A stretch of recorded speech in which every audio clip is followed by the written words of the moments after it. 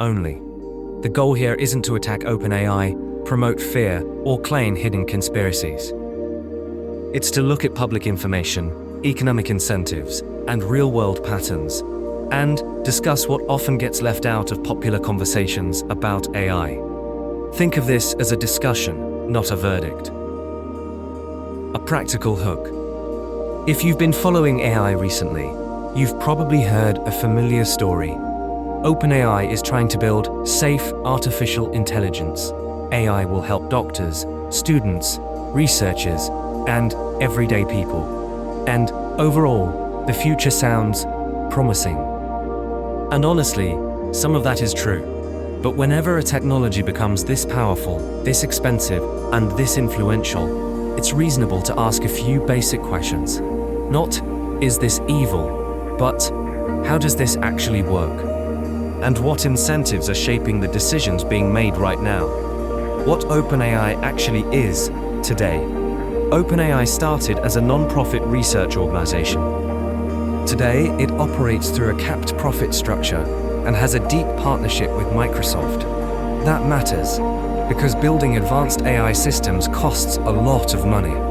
We're talking massive data centers, specialized chips, enormous energy use, highly paid technical talent. This doesn't mean OpenAI has bad intentions. It does mean it operates under real financial pressure, like any organization at this scale. The economic reality of AI. Here's a practical point that often gets skipped.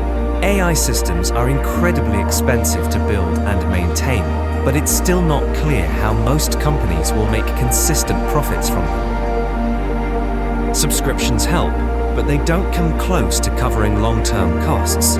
So companies naturally look toward enterprise contracts, government partnerships, large-scale deployment across industries. This creates a tension. How fast do you move? What safeguards slow you down? And who is responsible when systems make mistakes? These aren't philosophical questions, they're operational ones. How success gets defined. You might hear executives talk about AGI, artificial general intelligence. In public, it's described as a scientific milestone. Internally, success is also measured in economic terms. According to reporting on OpenAI's agreements, certain thresholds, including revenue, are tied to how progress is defined between partners.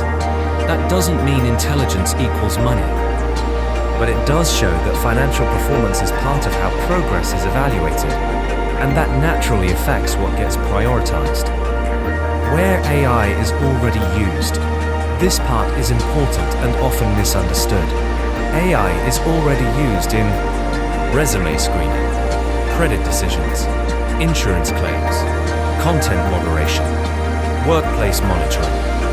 In the past, similar systems across the industry have shown bias due to flawed data, operated without transparency. A more useful question.